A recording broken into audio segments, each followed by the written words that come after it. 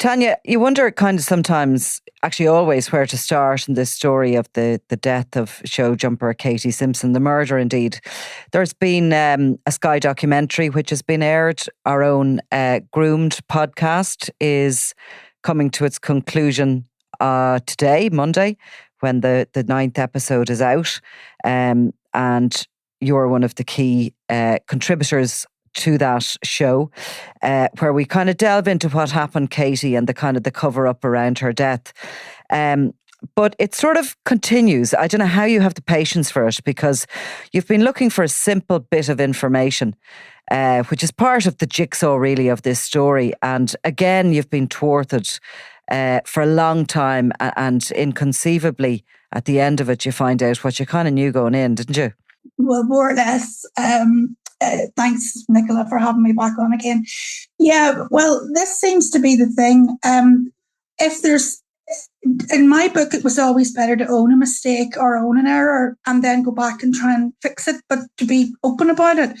But there's been a series of press inquiries, and up until the trial, everything was, no, we're holding this back for legal reasons and the trial's coming.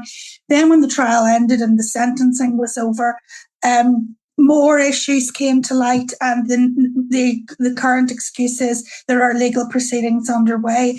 And at this point, I'm thinking, well, they must mean the inquest, but the inquest legally can only determine Katie's death and if it could have been prevented.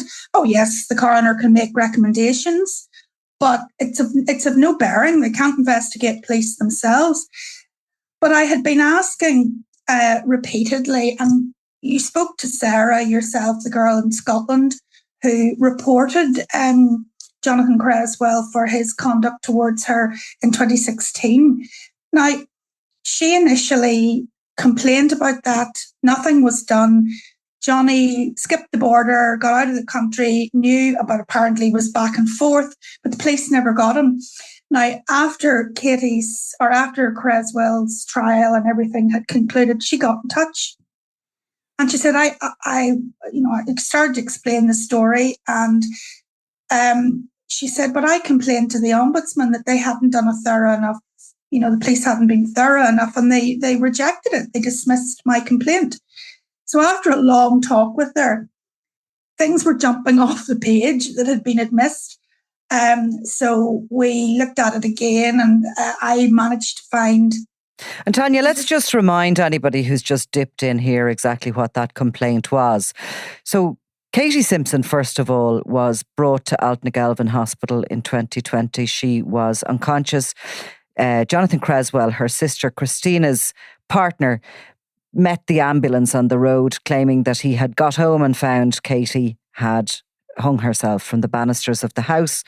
His story was accepted, and for months Katie's death was ruled to be basically a suicide. By January, 6 months later, a fresh investigation was launched, thanks to you and others who had persisted with questions around it, and it very quickly emerged that Jonathan Creswell had both raped and murdered Katie Simpson. He went on trial, and the second day of his trial, he was discovered himself having taken his own life. And loads more besides all that happened, but that's just a brief overview of the case. But you're referring to something that happened 4 years before Katie was ever murdered, and it was a girl from Scotland and her partner who had been working in a stable yard in Armagh. They had encountered Jonathan Creswell, and he had exposed himself to the girl we call Sarah, had threatened her partner when he approached him with snapping his neck and other extremely serious threats, and had sort of been given a backing by everybody in that stable. Sarah and her partner Ian ended up having to leave. They thought when they made the complaint that it would be followed up. They went back to Scotland, referred the matter to Police Scotland, who involved the PSNI, who we were told later were actively pursuing Creswell because they wanted to question him. He was living across the border in Donegal around that time, or in the aftermath of this incident. He went to live with his father, Herbie Lusby, in Donegal, but was travelling to and from across the border in the years after. And the complaint you're describing to the Ombudsman was that Sarah was told eventually that the PSNI just simply couldn't catch up with him. They couldn't find him. They didn't know where he was. They couldn't question him. And so therefore her complaint regarding the exposure and the threats was being shelved. That's it in a nutshell. And they knew or they suspected he was over the border. And that's where I got suspicious, because they suspected that. And they know that Sarah's statement clearly stated that this man is dangerous. You know, you need to get him. He is, because he had boasted and bragged about what he had done to Abby Lyle. There was no shame. Anybody who was sort of saying Johnny didn't do it, Johnny was very proud of his conviction, or he certainly came across that way. So Sarah was gutted. And whenever she then finds out there's been a murder and, you know, time followed on, she then decided she'd complain herself, but it wasn't upheld. But as I said, once I spotted the part about the Gardaí, I thought, well, surely they contacted the guards. So I asked the press office, blocked again. So it went by an FOI, and I think it was refused so many times, and I had to jig the wording round, constantly refused, upheld on appeal, and eventually I ran out of patience because they just kept coming back saying it's too expensive to answer that. So you're asking a simple question, right? Because both you and I think, when in the course of the research into the Jonathan Creswell case, you could clearly see, because he was a jockey, he was listed for events that were happening in the north of Ireland, and you could clearly see by a simple search online where Jonathan Creswell was due to be in the aftermath of this incident that had happened in the stables. We could clearly see that, yes, okay, he might have been living in Donegal, but he was working in the north and he was showing up for events, and his name was being publicised in advance of them. So it just seemed quite incomprehensible that the PSNI had never been able to catch up with him. So your question was, did they inform the Gardaí? Presumably to alert the local police in Donegal that they were interested in talking to them. And did they do that? Did they do that simple task? Yeah, that and a number of other questions which are still in limbo, but I think now we've got pretty much the answer. I asked them, you know, how many times they called the yard in question. Did they look up the payroll? Did they check the insurance for the rides? But it was so obvious, because not only was he listed on races, he was in the winners' enclosure at that very yard within months of that happening. So it's not like it wasn't known. But the big question was, what date or when did you contact An Garda Síochána to say we need to speak to this man? Rather than, now, obviously, journalists, we've our sources. I let it go as long as I could, but I'd already got that information that they didn't. So I sat and waited to see how long this would go. And finally, they come back again and say, no, it's too expensive. It would take 18 hours work, which is complete nonsense. I think, you know, a layperson could say that we're all computers now. It was a few clicks. And then we moved to the Information Commissioner. So I put a complaint into them. And I had a little bit of hope there that they might say, look, you know, just answer it. Just say, no, you didn't do it. That didn't happen. Instead, the commissioner came back and said, the PSNI have demonstrated that they took active and reasonable steps, and it would take over the excess time allowed to do it. But to do what? To answer your question, or to contact the police and the Gardaí? Said it would take 18 hours of trawling through information, which would have been at the front of the computer from the year before alone of the trial. So then they rejected it, and I took it a little bit further. I took it to the police ombudsman, who have since informed me that it took them 5 minutes, just slightly over 5 minutes, on a computer to find out that Gardaí were not informed. Now, why didn't you just tell me that? Yes, it was not going to go down well. But that information was thereafter passed to the Information Commissioner, who upheld their own ruling. Naturally, they're going to stand by what they've said. But we now find out that they didn't do it.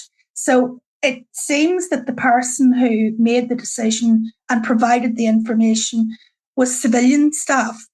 And I don't really want to see anybody getting into trouble, but a complaint has now been lodged there. That goes through the Deputy Chief Constable.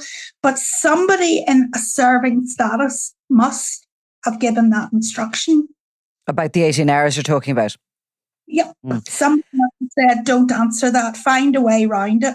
I mean, they must, you've become almost a serial complainer because they're refusing to give you the most basic information that you're looking for. And in a way, you've been forced into that position because from the very beginning, Tanya, you tried and tried and tried to reach out and almost to certainly give police information that you had, but they just didn't want it.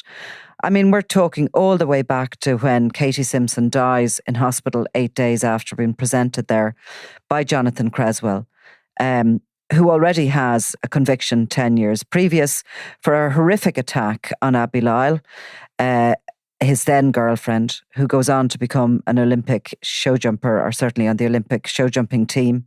She competed in the dressage in Versailles last summer, representing Ireland. But she, 10 years before Katie Simpson died, suffered what could have been an attempted murder, essentially, by Jonathan Creswell. And as Katie was both lying in hospital, with this narrative around her that she had attempted to take her life, but with bruising on her body and other red flags that would suggest that maybe Creswell's story wasn't correct, you were trying to contact police to tell them that you were aware of this previous conviction, that you had covered the court case where you had heard details of his assault on Abby Lyle, which were eerily similar to what appeared to have happened to Katie Simpson at this point. And they just simply stonewalled you. And yes, and that continues.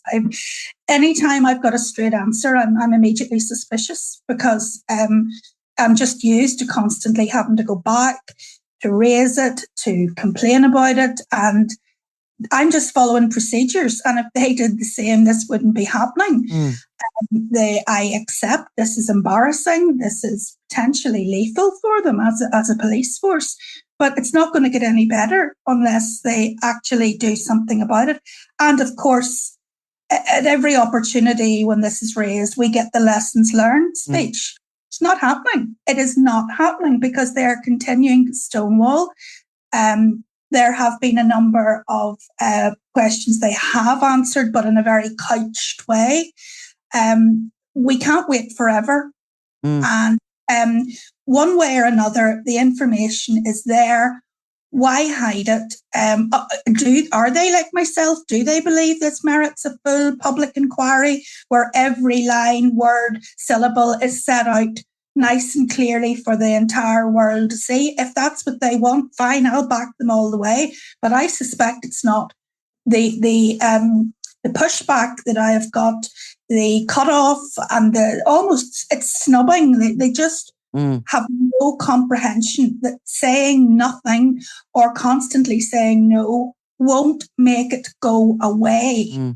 And let's just pause a bit for a second on why you want to know, did they contact the Gardaí in Donegal at this point? And just the significance of that question, because it's not just troublemaking. You're testing how they did their job. A serious complaint has been made in the north of Ireland by a young woman and her boyfriend. They both tell a story about how this guy, Creswell, has exposed himself, has essentially been very threatening. And they have a recording of what he has said to the boyfriend when he confronted him about what happened with his girlfriend. And that has been given to the police in Scotland, who deem it to be, strong enough complaint to contact their colleagues in the PSNI to pass it on. Okay? So the PSNI are then investigating allegations of indecent exposure and threats to kill, which are two particularly serious criminal offences.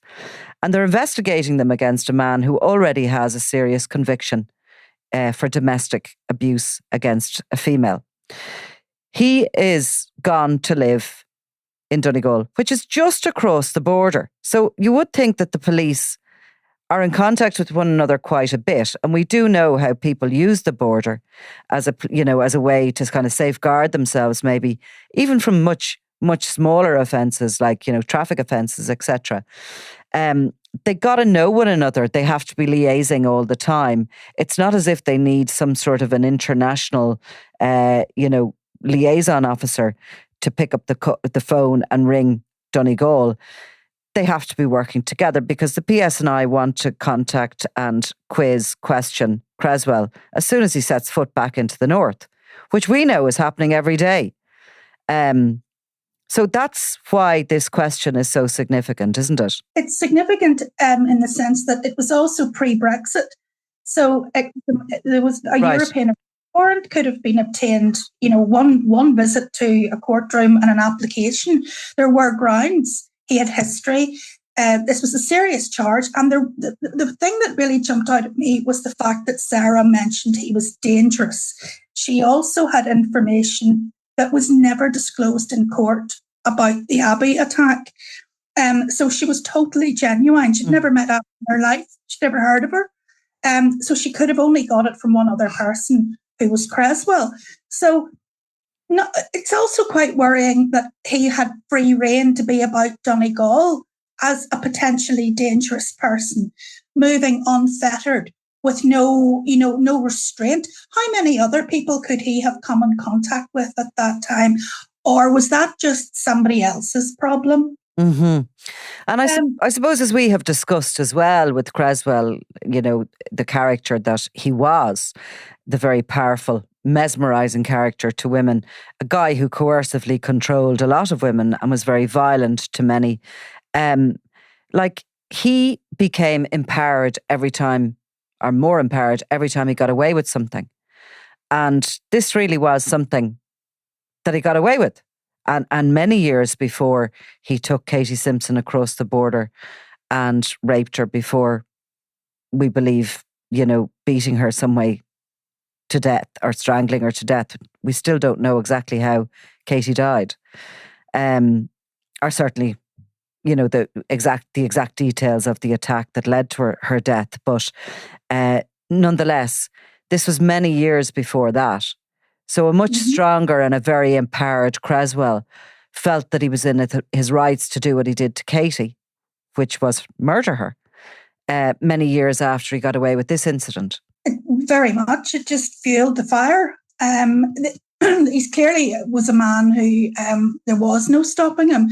But if you have continually have got away with it through either tremendous luck or negligence on the part of authorities, you're going to become that, especially with that sort of narcissistic personality.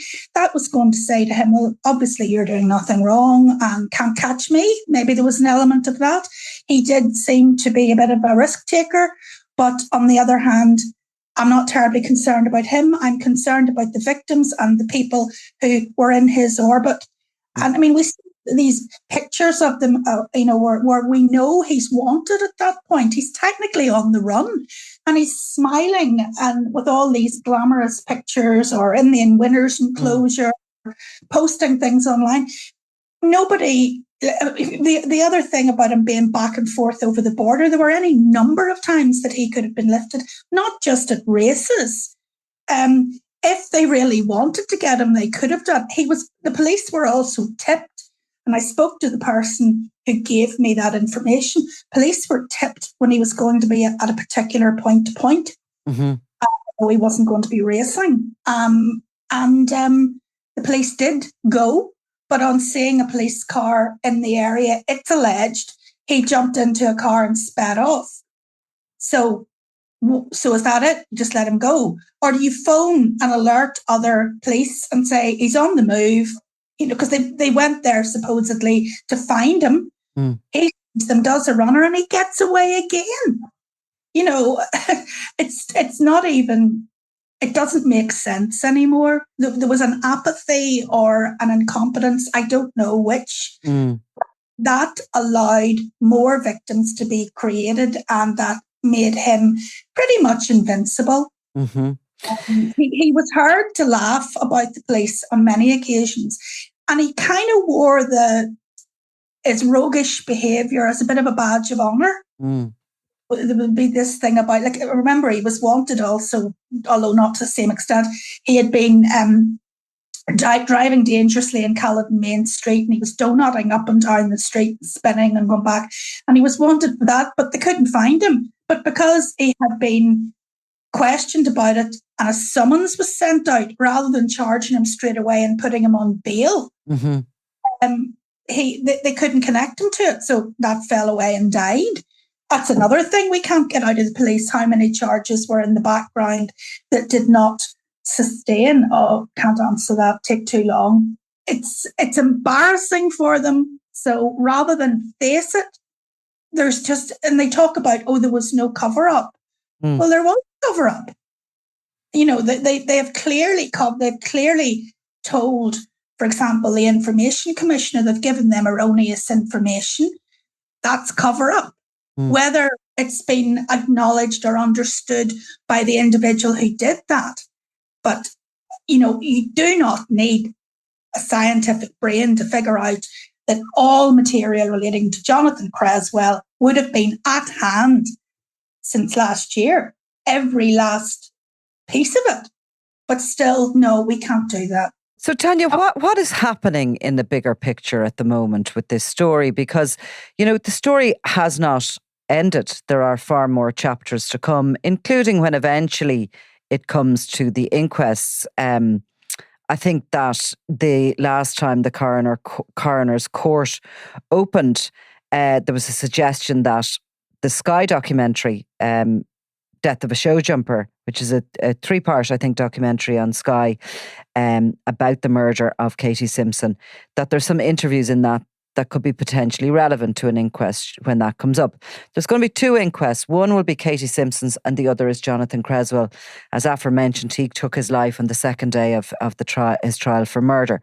3 other women went on, I suppose, to carry the can for him. They were pleaded guilty and were sentenced in regard to helping him cover up the death of Katie Simpson. And they were Jill Robinson, Hayley Robb and Rose de Montmorency Wright, 3 friends of Katie's who the judge in their sentencing insisted did not know that she had been murdered when they helped Jonathan Creswell cover up her death. They simply believed he had assaulted her the night before and didn't want him to be sort of badly looked on by police. But all of this is still there. You know, none of this has really been concluded because the police ombudsman are investigating. The Met Police are sort of investigating. They're inquiring about what that first PSNI investigation did or didn't do. Because, of course, as we said at the beginning of this, there was months and months and months passed before any murder inquiry was launched into Katie's death. So sort of give us an overview about where everything is at. Well, at the minute, pardon me, there was a previous Ombudsman's report which was delivered in part November 2024. There's a lot of mistakes in that, so that a lot of that has to be redone. You know, I don't mean in a massive way. The outcome probably won't change, but there are a lot of things that just aren't factually accurate. That can't be looked at until the second tranche of investigations, which all came in after the trial concluded. The other one went in 2021. Took years to get to where it did. I wasn't overly impressed with the outcome, I'll be honest. But then we look at these 3 others that came in, and there's what would you say? There was the first one was to do with the first investigation, and that relates to matters missing from the police file. You know, Creswell's record was not showing fully. The call log that I made in was missing. You know, it had gone. There were other things, and the alert. The alert hadn't been removed from Sarah's case. It wasn't showing. There's a lot going on there. There's another complaint. Obviously Sarah's complaint relates completely separately and goes back to her situation in 2016. It's now concluded, and that's one part done, although it still has to be published, but it's a different report than she got the last time. And it was very strange when I was speaking to her about it and telling her the rough outcome. She said over and over again to me, am I believed now? That was the thing that was sticking in her head. Am I believed now? Now, there's a third complaint, which is massive, and it relates to the second investigation. It's very deep. It's of that investigation, 7 officers have been cited, and we've just recently found out that 5 of them have now retired. Of the first investigation or the second? Second. So in total, the first investigation cited 6 officers, and the second investigation cited 7. Of the first one, we'll split them up. Of the first investigation, 1 was cleared, 2 retired, and 3 received like misconduct management advice. Or I think that, on that level, it was all very much in-house and nothing criminal. And Tanya, when we say the first investigation, we mean the first few months in the aftermath of Katie Simpson's death. The investigation, which was not deemed to be a murder inquiry, it was simply a sudden death inquiry. Is that right? That's correct, yes. And that all formed a police ombudsman investigation as well. So you have 2 leaving that one, okay? Then we go to the second tranche of investigations, which covers both the first and second investigations into Katie's death. It's more widespread, but the big one is actually to the second investigation over failure of duty and a number of other things, breach of confidentiality and various things like that.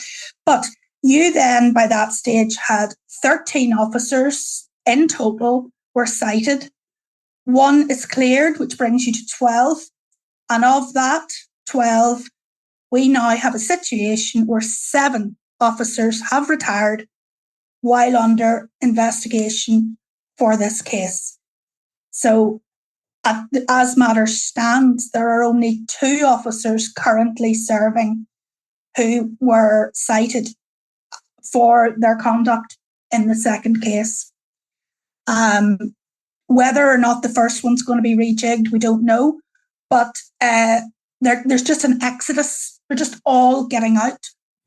There is this sort of, I think, idea the public have when, especially they look at the documentary, that second inquiry was, it resulted obviously in Jonathan Creswell being landed in the dock, albeit for 1 day before he took his own life. But nonetheless, that it was the kind of the cleanup, inquiry that sort of, it wiped away the mistakes of that first investigation that didn't deem that Katie Simpson was murdered. It identified the chief suspect and it moved very quickly in to arrest and put him before the courts. I think the public sort of sees that as being the heroic one that solved the problems of the first. But clearly that's not the case, as the Ombudsman is hearing. Look, there's no doubt about it. The second team got the bit between their teeth and they got Jonathan Creswell. There's no getting away from that. And I don't know anybody who would actually decry that. It was a very secretive, furtive operation, and a lot of man hours went into it, women hours, call it what you will. There was a lot of quiet work went on and they moved quick and they got him. But that did not mean it was an easy run. It's a tough case, there's no doubt about it, because there was so much evidence lost the first time round, but still strong enough. But there were other matters bubbled up during it. There were, as I said, confidentiality breaches. There was a stream of things occurred. And this has then led to a much deeper investigation into the handling and failure of duty on the part of some. And I should just point out, although there have been retirements, that's not necessarily going to clear them, because if the actions are found to be criminal, they will still be prosecuted. We've been told on pretty good authority that when the Ombudsman reports on this last part, they won't be going back to the police. They're going straight to the PPS with recommendations for charges. Now, that was tentatively given to us, but whether or not that actually plays out, we'll see down the line. But it certainly isn't the end of the road. No. And there is no way it's going to stay silent. I think, Tanya, what one of the takeouts from that first police ombudsman report into that first inquiry was that there was this lack of an inquiring mind, within the team about what had happened, and a sort of a closed off. A decision was kind of made that this narrative was correct. This young girl committed suicide, and that was it. And despite the kind of the concerns that were coming in, etc., there was this sort of domineering. We've made our decision, and that's it. The second inquiry, what I think we do point out in the Crime World podcast, Groomed, and my own book of the same name, is that really there were other matters that were sort of overlooked that, and yourself, Tanya, and Nuala Lappin are very strong on this, that only really came to light because eventually Hayley Robb comes in and chooses to tell the truth. And they were serious matters and criminal matters and serious things that had been missed by both the first inquiry and really the second, until she came to the table, having been bothered by her conscience and, believing now at this point she wanted to give the full story. Very much. I can remember a discussion after Creswell was charged and remanded in custody, and a group of us were sitting around the table and just, going over how he had been in court and stuff. And one of the people at the table said, but right now, what about the rest of them who helped or were involved? And we got a very quick retort. It was actually in company with two police officers who said, oh, but you'd need evidence for that. Yes, you do. So go and get it. You only need reasonable suspicion. But they seemed very fixed on, we'll just get Johnny. We'll just get Johnny after that work's done. And there was we were hit again with that apathy. But Hayley did come forward, and I really admire Hayley. And to this day, I actually watched her in the dock one day, and she was a pitiful sight. She's a very pretty girl, but the hair was all bedraggled round her, crying hard.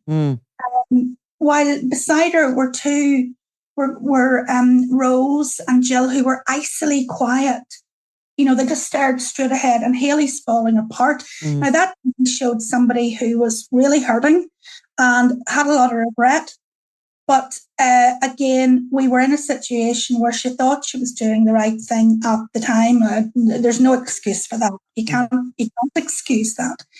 But Hayley came into her own when Creswell was remanded in custody. The break that she needed from him was forced on her by him being put in prison, albeit he got out later on. And that gap, and as we understand it, allowed her to see things a lot more clearly, that she could survive without him, because he certainly was not good to her. But as I said, there was a lot more went on. There were a lot of things. For example, Nuala and I were just discussing this last night. Why did they only go for CCTV in that little window of the morning of Katie being taken to hospital? They should have gone back 24 hours into that girl's life to find out where she was, what she did. Oh yes, they tracked the calls with cell site analysis, number plate recognition, brilliant. But are they saying, had they actually got the CCTV the night before, it may have shown if Katie walked into the house, Jonathan had her over the border and hammered her, or limp, or was she left in the car? We don't know, because all the variations that are coming out contradict each other. And we only have certain commentary about what was said or what was seen, but we can't rely on it. And as I said the other day, the only two people who know the truth are dead. So we'll never know, because there's no way of finding out. But we've always wondered. She was brought back in Creswell's car. But that car was taken the next morning by Rose to go to work. And instead, Katie's car is left at the house, which he's not insured for, but put his children in, drove to his mother's to leave them off, all as part of the build-up to this big, that he was coming back and he was going to find Katie hanging, and he had Haley on the phone as his backup. Now, call me suspicious, which I am. But that didn't come into his head in 5 minutes. That manoeuvring and that getting that car away from the scene, leaving Katie's, that did not just come to him in 5 minutes. Mm-hmm. You've got roughly from 1 o'clock in the morning, which is when the car arrives back, or his car arrives back, and then the household starts to move at around about 4:30, 5 o'clock. Obviously, early starts, and that's normal and for people working with horses, particularly if they've a distance to go. But you have maybe 3-4 hours tops to get this straight, to get this actually, to get a plan in place. And it's not like the TV programs where everybody just springs into place. It's not. It takes very careful joining things together. And he was obviously timing it, that he would move the children, and that I'll have Haley on the phone because she's going to be coming down. That took time. And to just sort of dismiss. And the other thing that I cannot understand how it was even ever thought of, we timed it, and it was 4 minutes from he went into the house, finds Katie, allegedly brings her down from hanging, and in the various 45 minutes later, gives 3 different versions of how he got her out of the noose. I have yet to hear the police comment on that. That was all caught on body worn. He gives 3 varying methods. And then he puts her in the car, a dead weight, mm-hmm. in the car, upright. You wait for the ambulance because you can't. And I think, as Nuala Lappin clearly states on the podcast, that didn't happen. It didn't happen like that. There's no way you could carry a dead weight, she says, having worked as a police officer for years. Just wanted to ask you, I suppose, finally, what sort of reaction are you getting to the podcast, to the book, to the details of everything that's gone on? You know, we can talk and we can, you know, the story has gone on over a course of years, and there's little bits come out and then another little bit comes out, but to bring it all together, it is a very shocking story of failures to Katie Simpson in life and in death by both police, friends, and other people that were around her that should have cared more. A colleague of mine who now does law, but he's an ex-GP, he had said to me he couldn't find words to describe it. And he said, I think I can only come up with 2 words, which was stark and cruel. And cruel was the treatment that Katie got. The stark was how blatant and failed she was in life and death. And he said, we're still not there. We're a long way off there. And the only thing that's going to get it in any way right is for the truth to come out. Whatever that truth is, it's not going to get Jonathan Creswell put in jail. We've lost that. And, you know, but we don't want this happening again. There can't be any more Katie Simpsons. There can't be any more turning away. We're going to have to get over this hump about looking the other way because it's not your problem. I think, and again, referring to Nuala again, she said domestic violence, abuse is everyone's problem because everyone has the potential to be a victim. Mm-hmm. And how would other people feel if they just needed that one little bit of information to get the person who abused them or their loved one across the line and prosecuted? You know, you'd nearly put your life on it to make sure that you did, but there is something about turning away.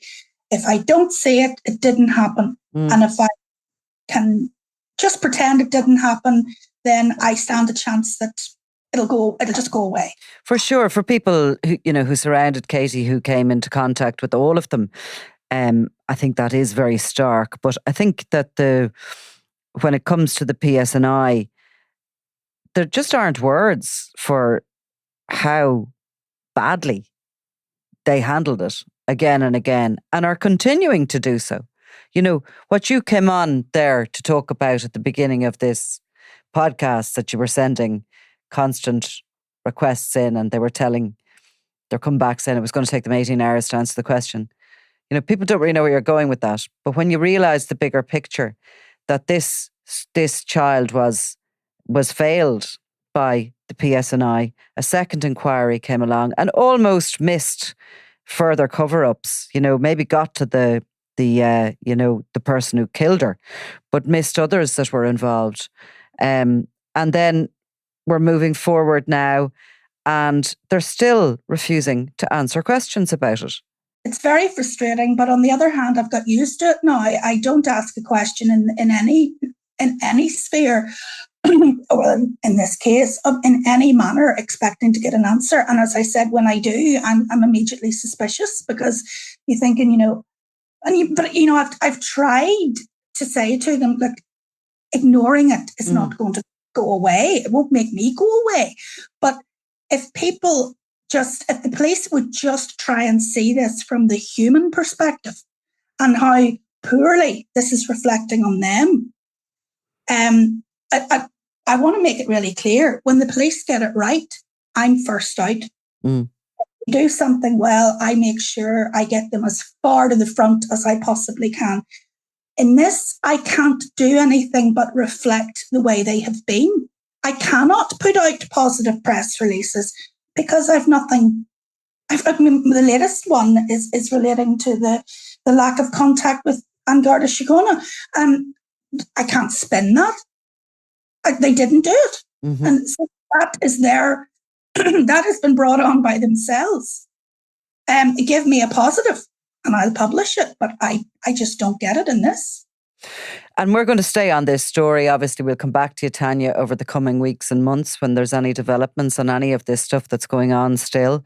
For those who are interested in a deep dive into the murder of Katie Simpson by Jonathan Creswell, and really the coercive control that he had over people, both women, and some sort of a control over those around him who turned those blind eyes that you're talking about. We have a podcast on Crime World Presents. So that's really wherever you get your podcasts. It's called Groomed. There's a book by myself with massive help from Tanya Fowles called Groomed as well.